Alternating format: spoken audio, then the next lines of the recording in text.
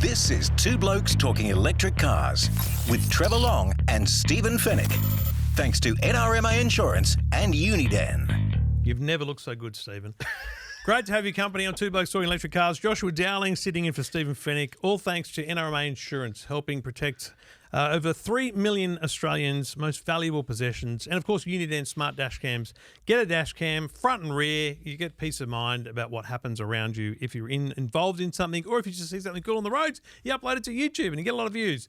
Joshua, great to see you, mate. Thank you, mate. And sorry, Stephen. I don't put him up to this. I'm not sorry. Stephen knows full well who's responsible for everything that's being said here. Don't worry. He wouldn't even think twice. And just so you know, on Two Blokes Talking Tech... He's a big guy. I don't want to see him in the street. And, yeah, that's true. Well, we had that conversation on Two Blokes Talking Tech a few weeks ago because Val Quinn's been sitting in for him.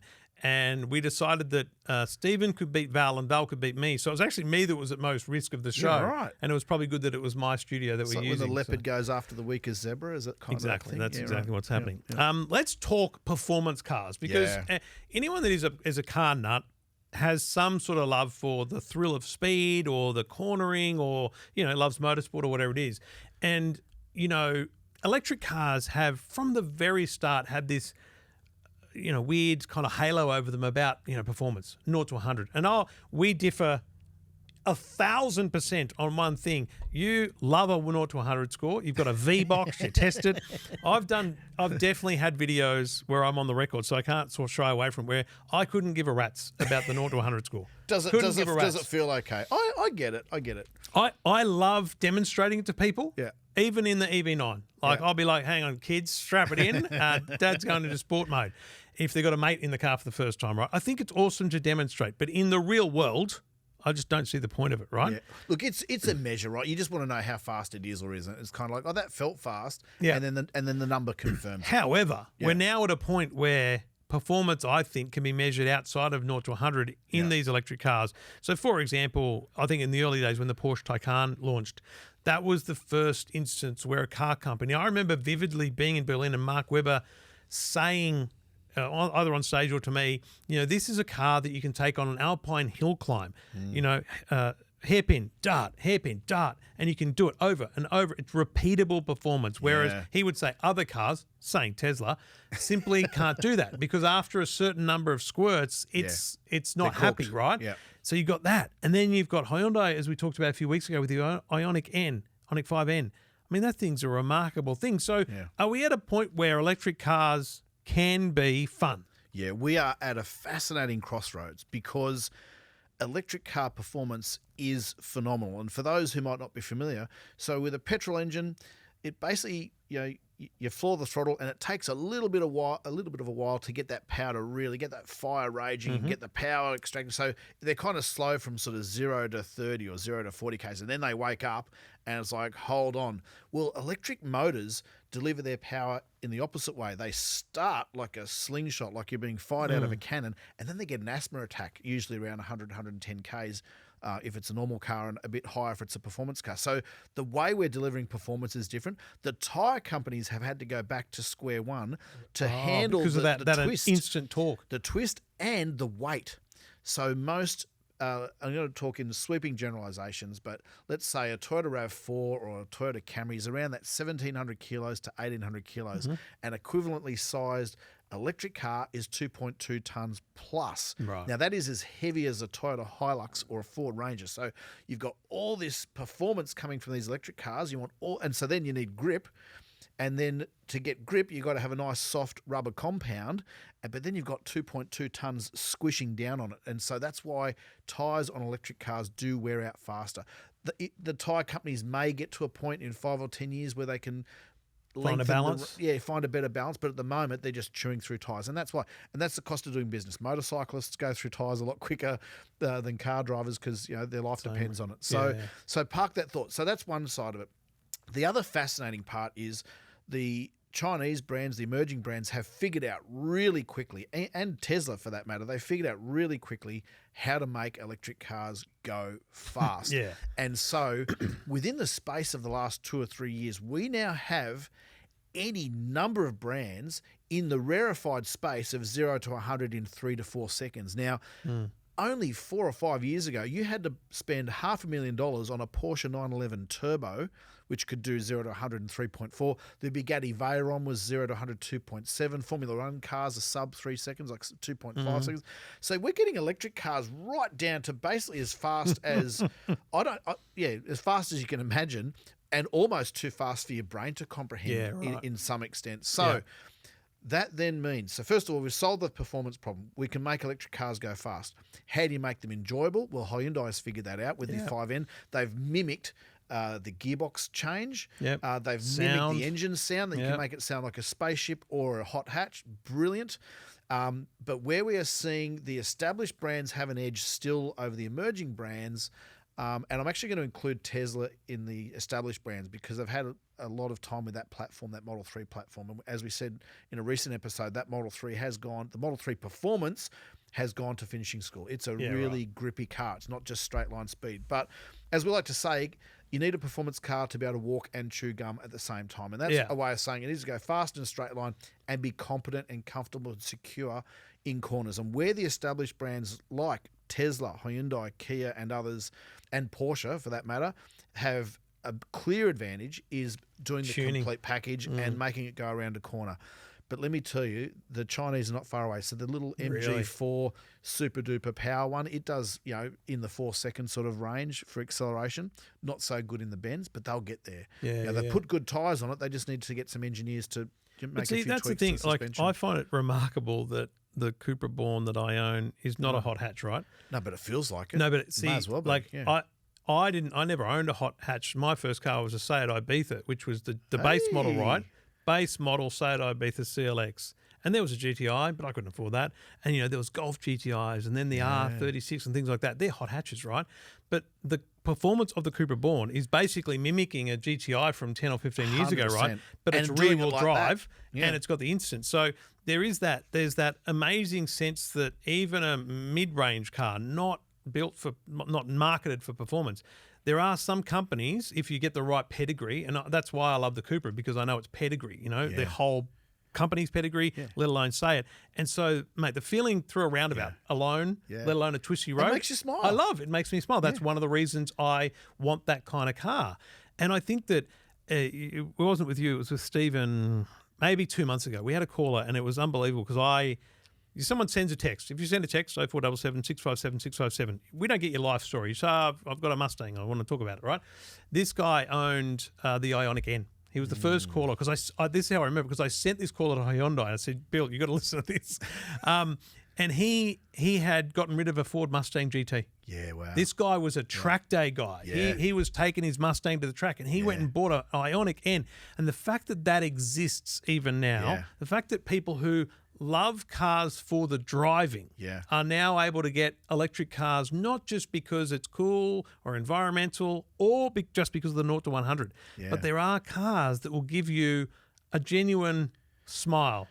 Sheer driving pleasure, as BMW like to call it. Yeah, man, it's real. And Jeremy Clarkson even said, he's vowed to never own an electric car, but he said we will still have performance. It'll be delivered in a different way because there are still performance and enthusiast buyers. So I love your story about the Cupra because that car puts a smile on your face, and it happens to be electric. The Ioniq 5N, as we said in an earlier episode, that is a future classic. That is the Lancia Delta Integrale of, I know it's got a similar design theme, but to today's, that will be remembered in years to come as the first car, and I'm going to call it a hot hatch, even though they call it an SUV.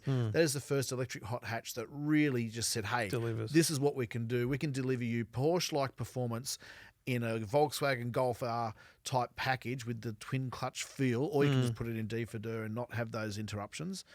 I'm absolutely less skeptical now than I was even a year ago about bringing fun to electric cars. And so for me, it's, That's a quick turnaround too. Yeah, it's they're here. And this is today. So imagine what they're working on. Imagine the next Ioniq 5N, because let me tell you, they're already working on the next one because it's a 5-year, 6-year lead time on these things. And what's the next we've Porsche spoken to a Taycan Porsche Taycan owner here, and who's taken it through a McDonald's drive-through and track days. Like, this is an everyday driver that gets driven.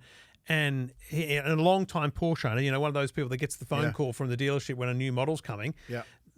Chris was his name. He he just loves the performance of that Taycan. And so I say to myself, what are they doing next? Yeah. You know, not just in the Taycan, but then you look at the way they roll out electric to their other models, and they have to have a level of drive, a level of control, a level of feeling that meets the Porsche brand. It's like when I review headphones. I know that when I listen to a pair of JBLs, they're going to sound good because they have a reputation of a sound signature. It has to be a certain way. Porsche cannot sell a car that doesn't feel great on the road. Absolutely. So we know it can be done. It's a matter of, as you said, like for the MG engineers to harness the right tweaks, the right equipment, the right suspension, whatever it is, to make it work that way. Yeah, well, Hyundai went and hired the BMW M Division boss 10 years ago, and that's why Hyundai is turning out cracking performance cars now. And look, the biggest reaction I get when I take an Ioniq 5N or another fast electric car, and you give your V8 loving mates, just I'll take this around the block. And I'm not an EV. I'm not a one-eyed person about EV. You're not evangelising. I love all cars, but I love. There's and I probably love some you don't. I'll get that list another day. That's true. I love all good cars, right? And so there's good cars in all types of propulsion. There's good diesel cars. Absolutely, and good diesel utes and good US pickups and good electric cars. But I just say, listen, I know you're going to go into this. It's impossible to go into a car and not have a preconceived idea. So let's just go around the block. And you show them a couple of things. And one of the best reactions I got was after this guy floored it in a 5N, he said, "How long's this been going on?" I said, he says, "Can I do that again?" I went, "Yep." Yeah. And he went, whoop, 0 to 100 again. He goes, "Oh, wow." And so you could just see the light switches turning on. Yeah. And at that point, I think part of the issue is you don't want to oversell these things. You need to let people discover it for themselves. I think once anyone who's a true rev head, and that Mustang customer was a great example, goes and experiences an Ioniq 5N or a Porsche Taycan or anything, or Kia EV6 GT, any of those, and just go into it with an Ford Mustang Mach-E, another good car. They just go into it with an open mind, take it around the block, no pressure, no salesman in the corner trying to pitch, and just discover it for themselves. And they'll start going, you know what? I probably could go and charge it here, and I could go and charge there. So, look, it's opening up a whole new level of performance. The other thing is some buyers will need to adjust the way they drive because these cars accelerate faster than your brain is expecting. There's no it's a whole adjustment. It's a complete adjustment of everything you normally do. There's no V8 that goes as fast as a 5N. Your EV, there isn't. Well, other than say Lamborghini, or whatever, right? But your EV9 7-seat SUV people mover does 0 to 100 in 5-ish seconds or a bit better. That's HSV GTS territory. I had a bloke in a was it a Tesla or an N of some sort, not a petrol car. Anyway, the other day, it was a Tesla. He pulled out. It was at night time because I could tell by the lights what it was, and I saw him dart away, and so I darted with him. And I reckon he thought, "What just happened? How did that big thing just catch up to me?" 2.5 ton, 2.7 ton thing. Yeah, it's remarkable. It's also really convenient because on a long drive, having that punch is great on a country road overtake. And you can just position the car wherever you want in traffic. In city traffic. You're not carving anyone up. You're just safely going, I want to get to that gap. I want to do it safely.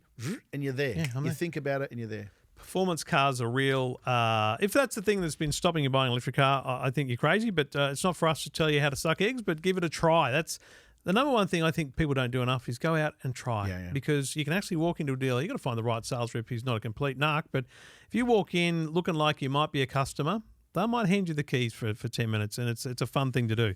Two Blokes Talking Electric Cars.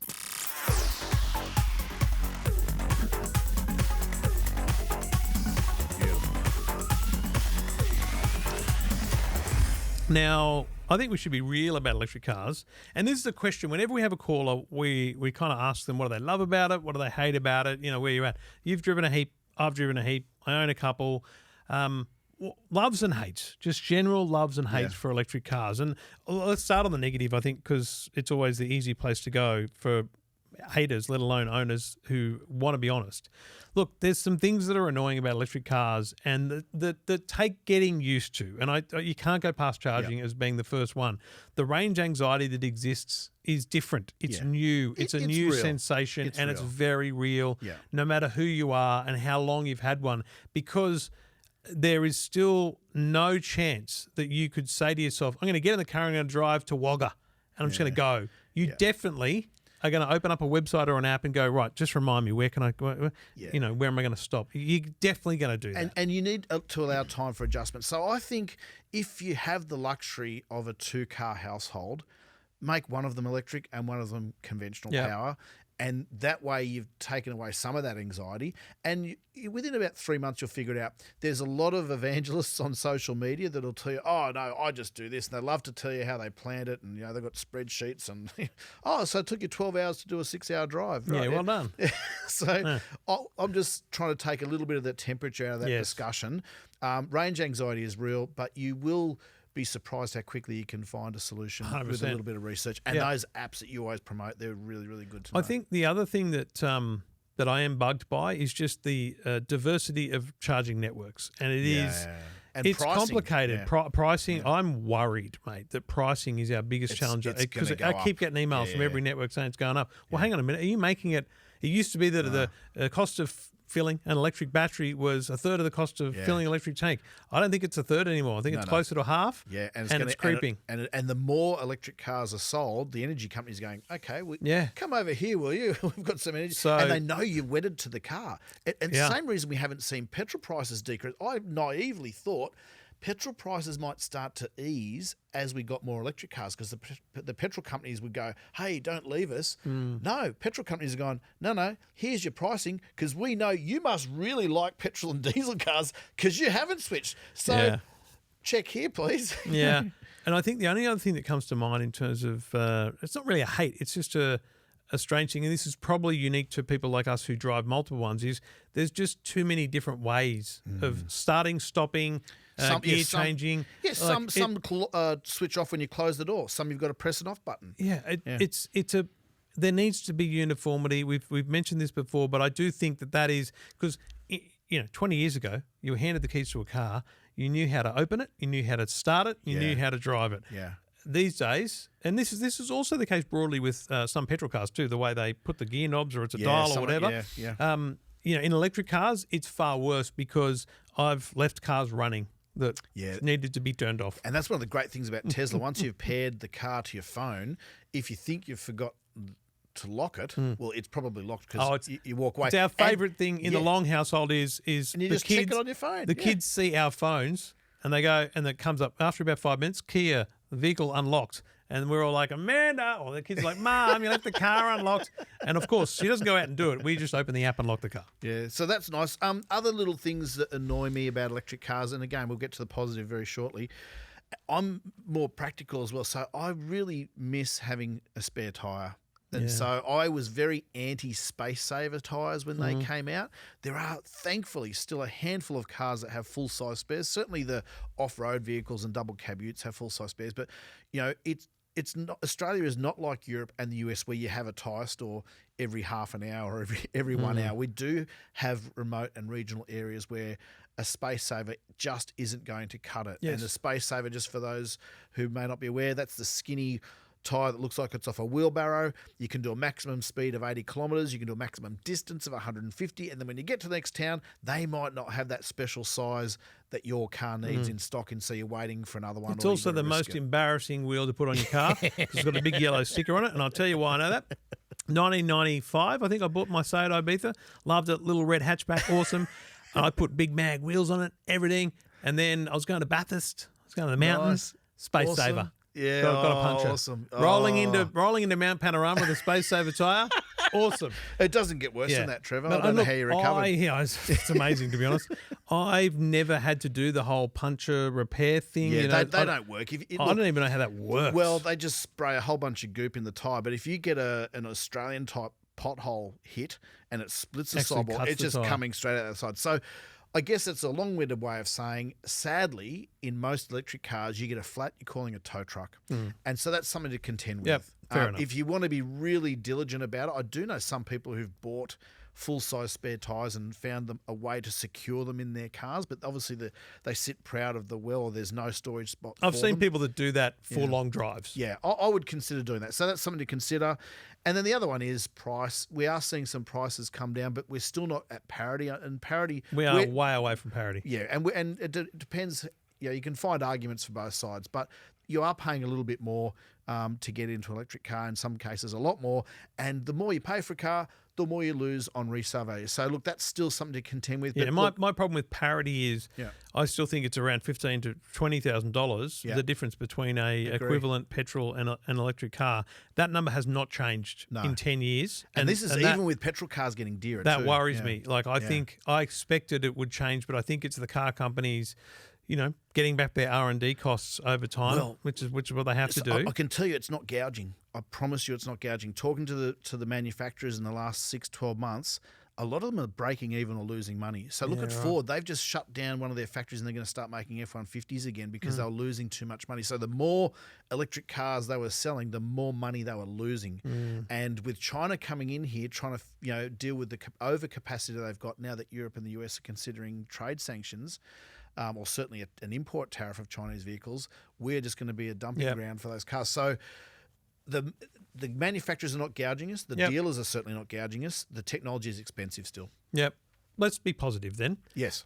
I do love how quiet they are. Oh, how good. We could obviously say that's a negative. Well, a lot of people say they're people are going to get hit by them in car parks. Well, I don't want to break it to you. You hear the tyres on like on a Toyota Corolla in a Woolworths car park. You're not hearing the engine. You're hearing the tyres. And they're mandating noises now in some markets. So here's the thing. I normally come to work at like 3 or 4 in the morning, and I really don't care about the neighbours and stuff, but I do. Broadly, I think it's weird when I turn on a really loud car, so it's lovely to just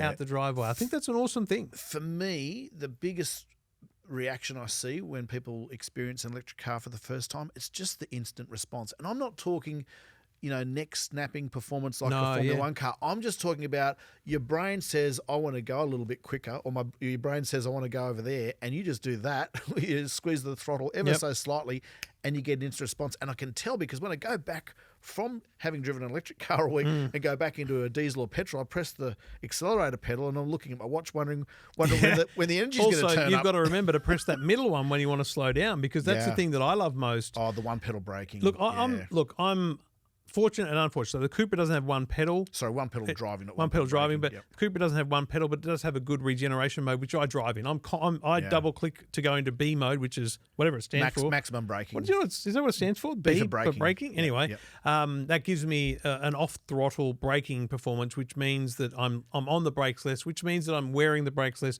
which is why it's got rear discs, rear drums, because and you're building energy too. You're bringing some energy back to the battery. In the EV9, I choose iPedal because I want to go full scale electrics. I love that feeling of modulating the speed and the slowing of the speed with my pedal, but I can't explain that enough to my wife to get her to use it, so I don't bother. It's fine. It's a choice. Really good point. So people have explained and showed one pedal driving to them. They call it one pedal driving, even though, yes, you still do have a brake pedal and you still do have an accelerator. One pedal driving came because it's very similar to how a Dodgem car drives at the fairground. So you just, one pedal. As soon as you come off the accelerator, the car decelerates almost as if you're applying a fair amount of braking force. Couple of observations here. It cannot be, for some passengers, not a fun experience. No. Some passengers get car sick from that.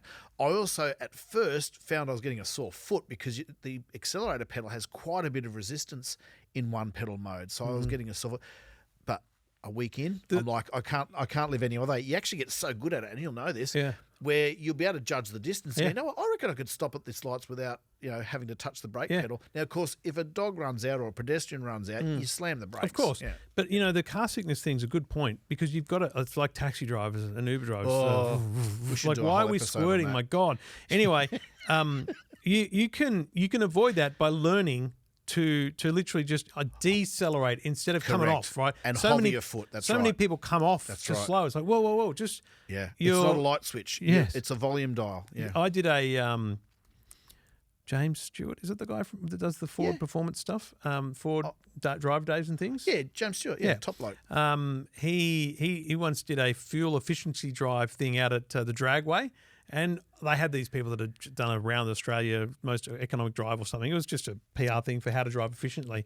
But it was fascinating doing a day where I learned that even in a petrol car, using the brakes is a bad thing. Trying to slow the car, and because you're more efficient on the brakes and stuff. Yeah. But it's the same with an electric car with the one pedal. If you just learn to, rather than going flat pedal and then braking, you just learn to slow down when you're coming to an intersection. It's just a different type of driving, and I do love and enjoy that. I think that while I'm critical of different cars being different ways.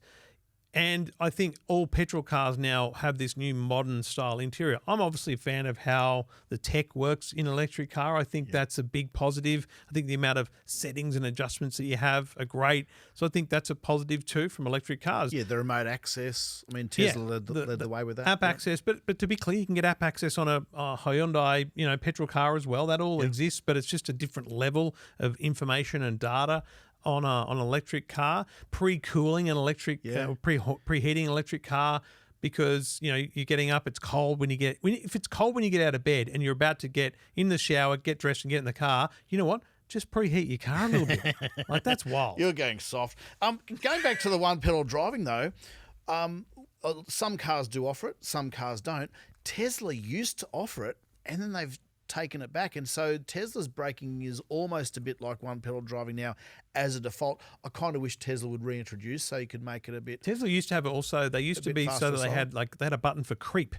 Not being a creep, but when you're sitting at the lights, you take your foot off and your normal car rolls forward. Yeah. In a Tesla, by default, it would not be there, and you had to turn it on. I don't know what it's like these days, but that was another setting. Can I tell you one of my cheeky favourites? Yeah. This only applies to Tesla. If you've got a shared Tesla, you can make the car fart.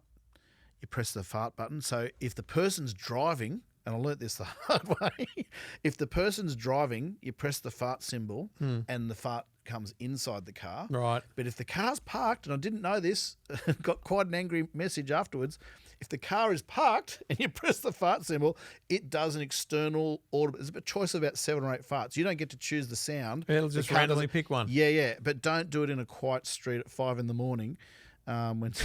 When your mate's neighbours are potentially awake and hearing some random noise in the street. That's it. So I think that's a cute feature. I think there's a lot of positives to them. I think the negatives we've talked about, and we'll continue to talk about, because we're not here to sugarcoat it.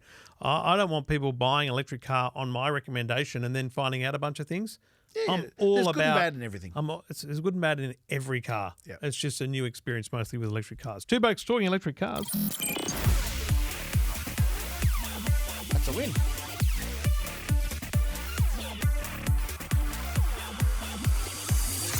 Just finally, this has been in the news a bit lately, and I don't know that we can definitively really talk about it, but there's a lot of stories saying the value of EVs is going down, the second-hand market for EVs. I don't really truly believe we know that yet, because it's so early. Like, the Tesla market is actually not a good one to use as a guide, because Tesla new car prices vary themselves a lot more than your traditional car makers. The aftermarket for Teslas is slightly different, I think. So I actually think we're 5 years away from knowing It's too early. whether or not cars that are electric hold or depreciate their value in a greater or lesser way. Yeah, and look, I think they have taken a hit in in quite a number of high-profile examples in the last 12 months. That's mainly because Tesla has moved its prices down. Yes. To respond to market demand, because they're trying to keep that factory moving. Now, the other car companies, the legacy car companies, the old school car companies, they tend to ride those peaks and troughs better. So they will do other things to try and move metal. So they'll give $3,000 off, or $3,000 worth of free servicing, or some other special deal, but hold the perceived price of the car. Whereas Elon's just going, no, let's just put the price down. So if we look at Tesla over the last 5 years, they are slowly starting to behave more and more like a legacy car company. So they're doing facelifts, and they're doing things that normal car companies do. So I wonder if they'll be a bit more diligent or a bit less reactive to their price changes in the future. And I don't know whether I'm blasé about it, because both my cars are on like a 5-year finance, right? 5-year lease. And whenever I get a new car on a finance, I always think, make the balloon like 40 or 50% so that I'm paying less, right? And they never do, because they always want it to be like 20 or 30% or something. You don't want to be upside down at the end. I'm thinking, like, in reality, let's be real here. In 4.5 years from now, what are the chances of the Kia EV9 not being worth $50,000, right? Yeah. Yeah. You Look, know? it's a good point.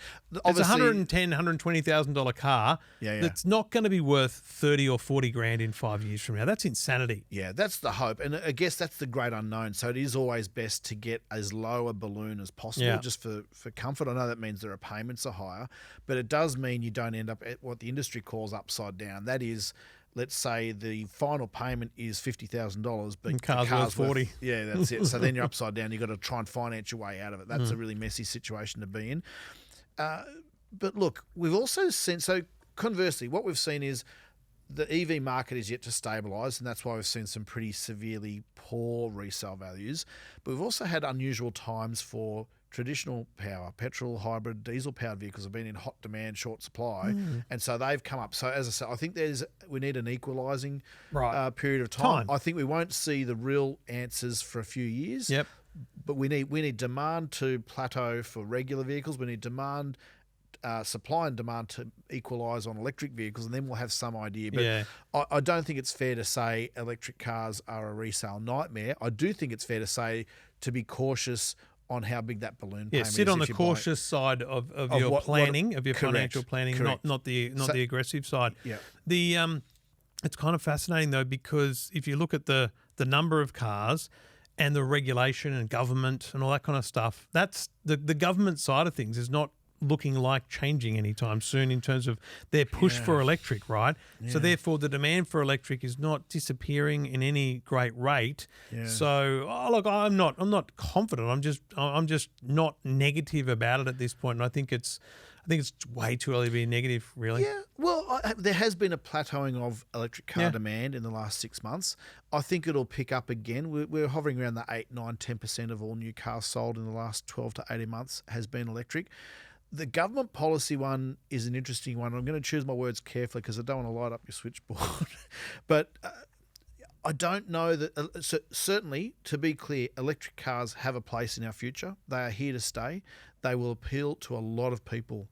I just don't know that we should be putting all our money on the roulette wheel on one number. Yeah. Because you can get better efficiencies. There are better efficiencies still to come out of hybrids. There are better efficiencies still to come out of diesel. They do serve a purpose. So if we ended up, when we're trying to get to 100% electric, you've got markets in the US and Europe actually winding back those targets. That's insane. 100% is insane. And delaying it. You know, they're going from 2030 to 2035 to 2040 going, we might have got this a bit too soon. To be honest, 30% of the fleet would be amazing. Because when we say fleet, we're talking about the cars that are on the road. That's it. We would need to get to 60% sales to get close to that.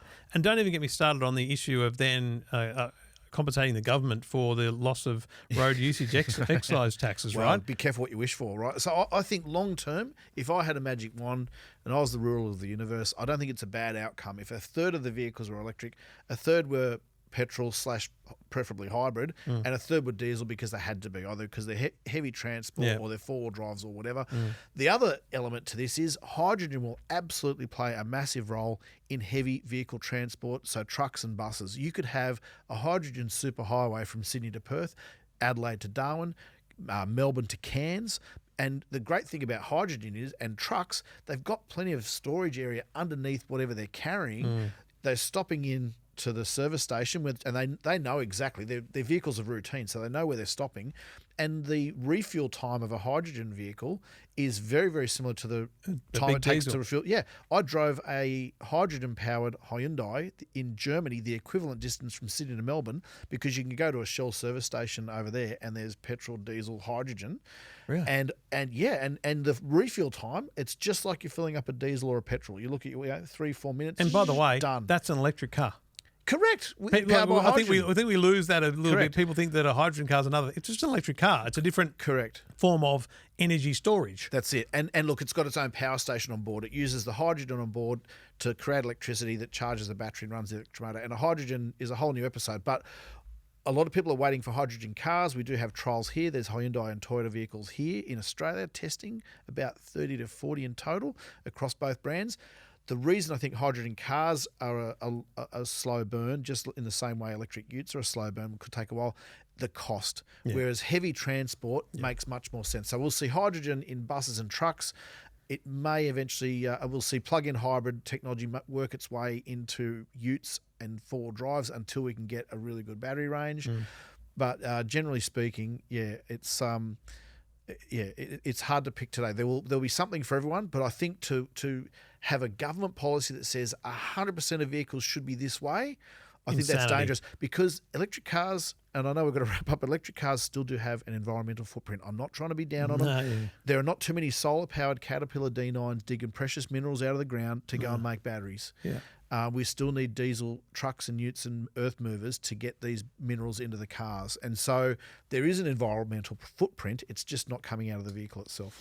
Great summary, and a lot to think about going forward. But most people probably most people we talk to getting into electric cars because they have a fascination into them. There's a convenience. It does reduce air pollution. Yeah, absolutely. There's a lot of benefits to it, and my bottom line on value is I wouldn't be getting electric cars to have a better financial outcome than petrol. I would also be cautious about that. Most of the car companies that love to calculate, it's because we talked about the parity thing, X number of savings. Just be cautious, because you don't know what you're going to save, and you don't know what your cost of energy is going to be. Absolutely. So just come at it from can I afford the monthly payments? And do you like it? And do I love it? Yeah. And have I got enough money to charge / fuel the car like I would have my petrol car? Because that's where your savings will be, and that's where you can put a bit of money back in your hip pocket. Two Blokes Talking Electric Cars, thanks to NRMA Insurance and Unit and Smart Dash Cams. Joshua Dowling, thank you, mate. And thanks, we're back again soon.